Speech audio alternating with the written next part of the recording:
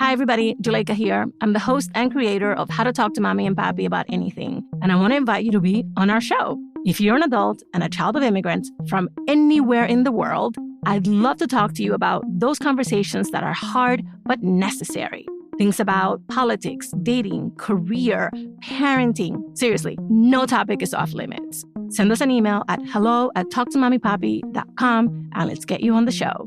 That's hello@talktomommypapi.com. See you soon.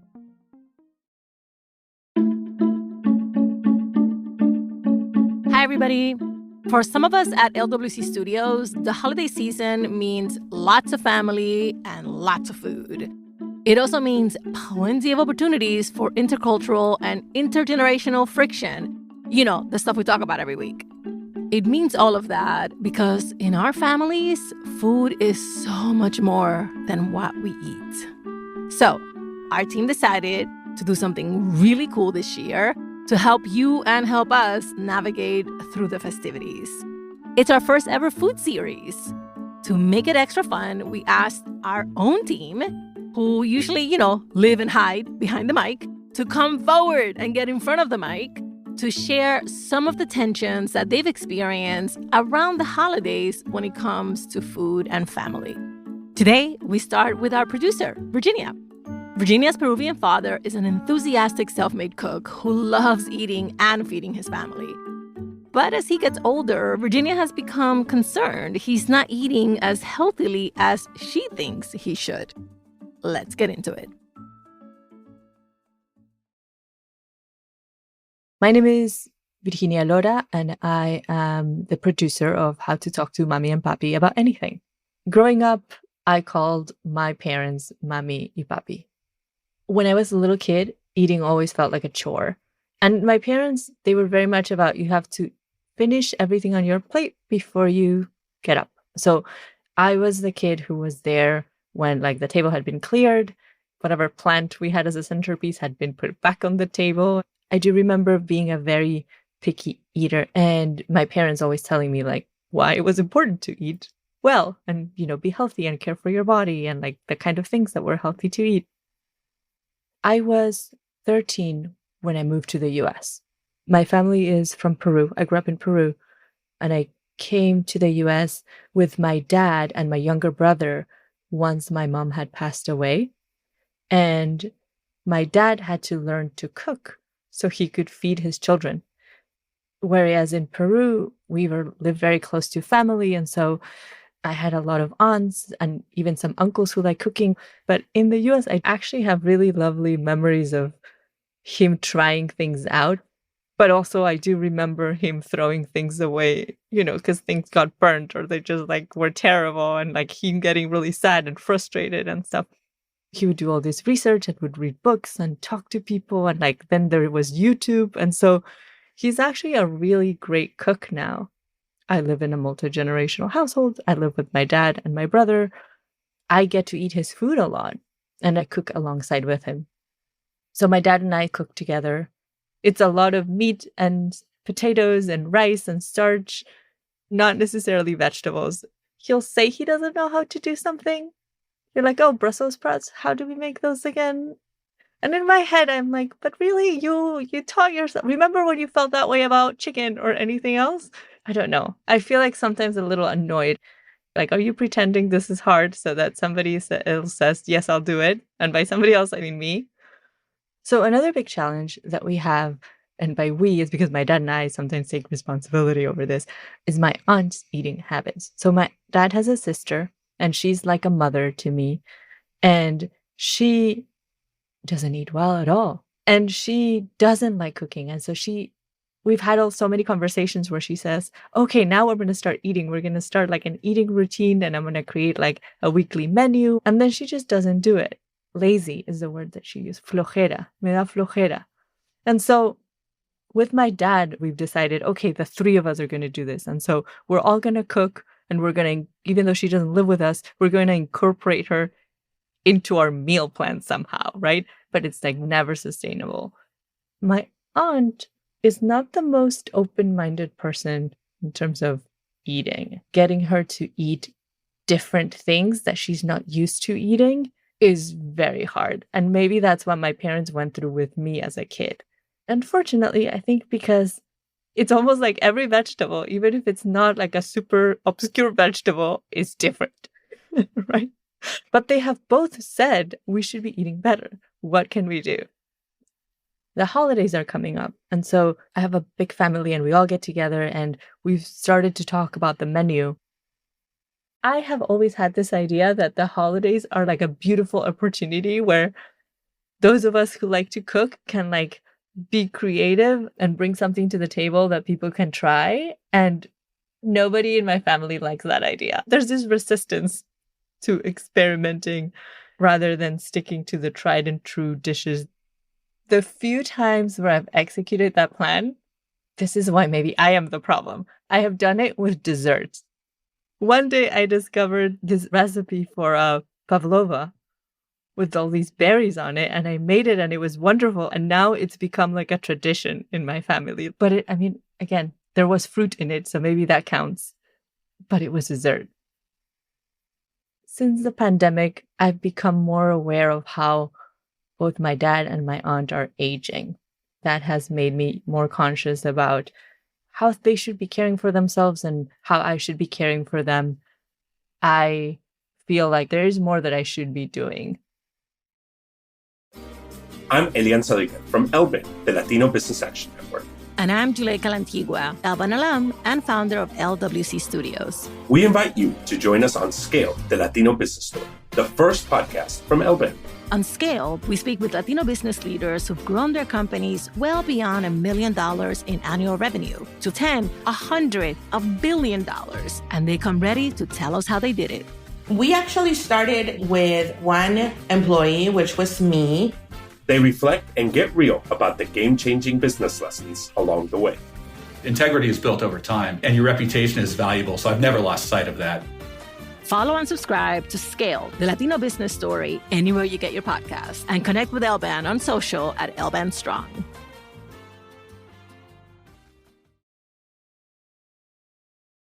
Listening to Virginia's story made me think about the bad rep some of the delicious Dominican food I love has gotten. I'm a grown woman, but I sometimes still judge myself when I make fried plantains too often. Virginia's story made me think about this guilt and self-judgment. Where the hell does it come from? Her story also made me think about how, for many of us first gens, the impulse to quote-unquote improve the way we and our families eat often means moving away from the foods we grew up eating and loving. What's up with that? To help us figure it out, I called in an expert. My name is Dalina Soto, and I am a registered dietitian. I am bilingual, so I speak in Spanish and in English. So it's super important for me to say that because I think that language barrier is a huge issue with the medical system, 100%. So first question, what did you hear when you listened to Virginia's story? So I heard a lot of assumptions about food. A lot of food should be this, health should be that. And I think that that's really what a lot of people feel when they think about health and food, because what we see on the internet, on social media, on the news, even public health campaigns is very fear-based. There's a lot of fear mongering, scaring you into being healthier. I just heard a lot of shame and guilt, and there should be no shame and guilt. All right. We need to unpack that. So let's talk about first the fear. Yes. Talk to me about how that shows up in your work and how you help us folks deal with it. Yeah. So our credentials are registered dietitian nutritionists, and we go through a medical schooling. I tell people, I know what happens to food the minute it touches your tongue to the minute you poop it out. I can tell you every enzyme, how it's broken down. I can tell you a lot of things that I never thought I was going to remember, but here we are.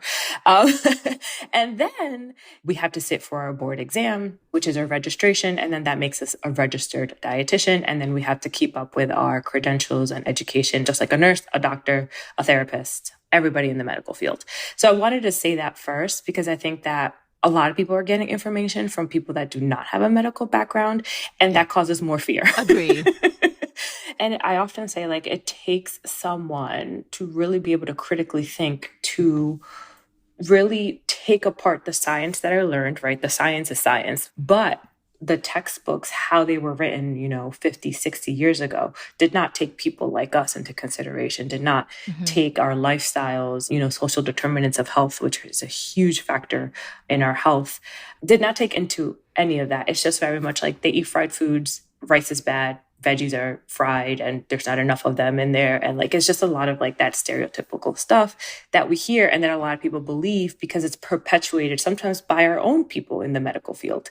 So I had to take a step back and be like, hold on a minute. Like, I grew up eating Dominican food every single day. Nobody in my family is really sick. Like, we don't have diabetes. We don't have any of that stuff. So like, why are we sitting here and blaming our foods when you look at the rates of diabetes or heart disease or all those things in our countries? They're not getting sick at the rates that we are. They're lower over there, but yet they're eating the same foods, right? So like, what's the difference here? And I think that there's a lot of systemic issues in this country that really impact our health. And so when people come into this country or grow up into this country and they hear that our foods are bad, it's almost like an assimilation of a form. You want to be American. You want to live the American dream.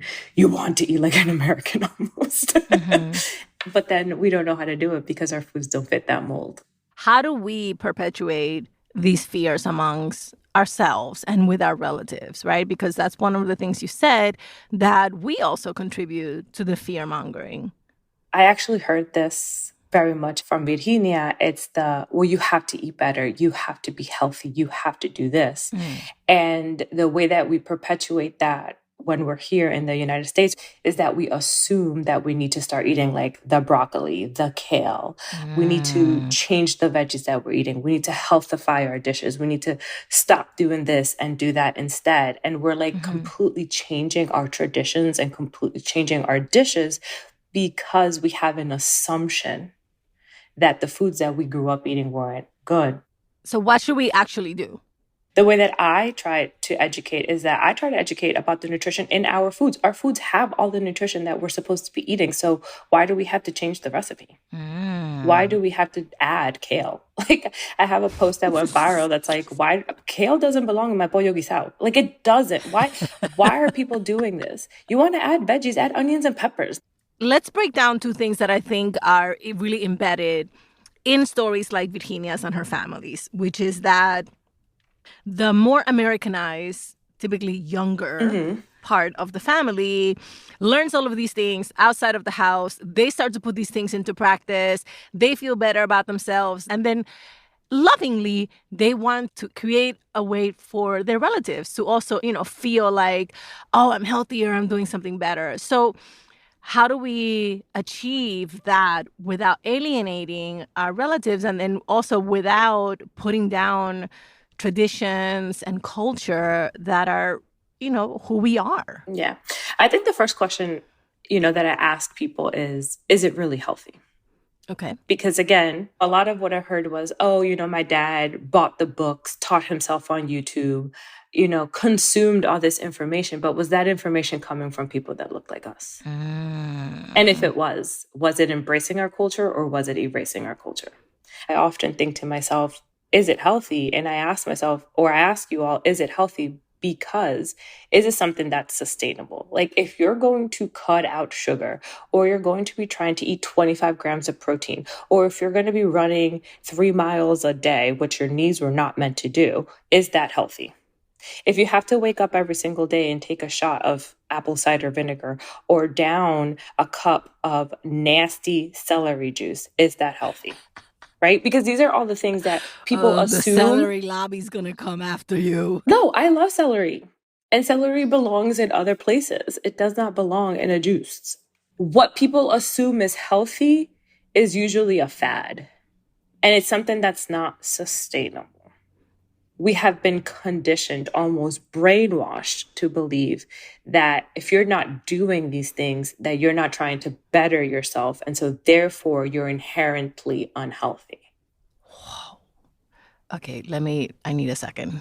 because I feel very much like I am one of those people. Like, if I make too many fried things in a single week, I'm like, oh God, this is like the fourth thing I've made fried this week. But my God, sweet plantains. So, so I am definitely judging myself. So I want to go to the question of, if the outcome that we want is for our families to be healthier, to eat well, to eat fresh, so that they have longer lives, better stamina, they can deal with their stresses better, how do we help them do that in a way that is sustainable for them? That is a loaded question, because that's the question that we should be asking the government. Okay, way to pass the buck. Right? I mean, honestly, it is, because, I went to the White House Conference on Hunger, Nutrition, and Health a few weeks ago. And that's the main question we were all asking is, how can we really talk about health when not everybody has access to fresh fruits and vegetables and equitable health care? And unfortunately, it does affect our communities, because when we come into the United States, not everybody is going into the suburbs where there's, 5 supermarkets in a 5-mile radius. People are going to where Black and brown communities immigrate to. And those are what we're calling food apartheids. Wait, we moved from food deserts to food apartheid? Yeah, because deserts. I like this. Because, or when we think of the word desert, that means that's a naturally occurring thing. But food apartheids are man-made or system-made. We have these very blatant systems that then cause our communities not to have access, right, to supermarkets or fresh fruits and vegetables. I need to push back, because the underlying assumption here is that there are not now very distinct strata economically and socially to the Latino experience in the U.S., right? So yes. I grew up in the South Bronx. I absolutely grew up in food apartheid communities, 100%. And we took advantage of the summer lunch programs. Yes. We absolutely sat in the government cheese line. Like, that was my experience, right? That is not at all my kids' middle class experience in North Bethesda. No, it's not. Right? And so I want to make sure that we don't sort of try to say that this is the universal experience, because I also believe, though, that some of the same assumptions that were made about how we ate when I was poor and in the South Bronx in the 80s and 90s are still some of the working assumptions I make when I choose food for my children. Yeah, I think it all goes back to that generational trauma. And so you and I were able to move up the ladder of hierarchy of needs. We were able to kind of get out of those systems. And again, this is something I talk about a lot, is that if we were to disperse the information from the CDC or any public health campaign and looked at socioeconomic status and access to food when it comes to the Latino population, we will notice that the rates of diabetes, the rates of heart disease, all the disease rates would be a lot less if we're talking about people that have access. Yep. But we don't see that information because they lump us all together. So the information that's coming at us is very fear-based, even if you're not in that situation, because we're being told, oh, you're Latino. That's it. You have a 50% chance of becoming diabetic if you're living in the United States. But we need to first understand why that statistic is like that, and understand when we do make it out, when we do live in Bethesda, in the suburbs with your kids, we still carry a lot of that stress. And that stress can also impact our health, because stress causes our blood sugars to be out of whack. It causes cholesterol to be all over the place. And it's still another cycle. It's not a poverty cycle, but it's a stress cycle. We have to name all of those things to then be able to reduce the shame and guilt around our food and be able to learn how it nourishes us, right? To be able to learn that that plátano maduro is going to give your children more nutrition than a piece of whole grain bread. Thank you for that. I needed that. All right. So that's what I'm talking about, is that we make assumptions about food based on what we've been taught, which was not meant for us. Can you share a couple of sources where people who want to read more, who want to basically decolonize their understanding to food and the food hierarchies and the propaganda, essentially, that we base some of our behavior on? Where can people learn a little bit more? Okay, so Food Heaven is an account that I really love. There are 2 Black dietitians. Wendy is Dominican, so they do talk a lot about this information. And then, okay, so you can follow me on all social medias. It's Your Latina Nutritionist. Thank you, Dalina. Thank you for coming. What an absolute pleasure to learn from you. Oh, thank you for having me. All right, here's what we learned from Dalina. Stop the fear-mongering. Do not make assumptions about the food your family enjoys. Instead, get informed about the science of nutrition and the cultural bias that impacts how we measure health outcomes in the U.S. Hold the kale. Do not mess with the recipe. Look for ways to eat more of the nutritious foods you and your family already enjoy instead of changing a recipe to fit a food fad. And remember, focus on consistency. To strengthen your health or eating habits, think about what you and your family can easily incorporate into your lifestyle and taste. If you force a change, it probably won't last, right? And then that defeats the point.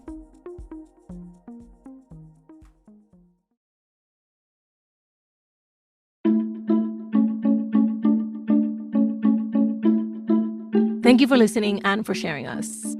How to Talk to Mamí and Papí About Anything is an original production of LWC Studios. Virginia Lora is the show's producer. Trent Lightburn mixed this episode. I'm the creator, Juleika Lantigua. On Twitter and Instagram, we're at Talk to Mamí Papí. Bye, everybody. Same place next week.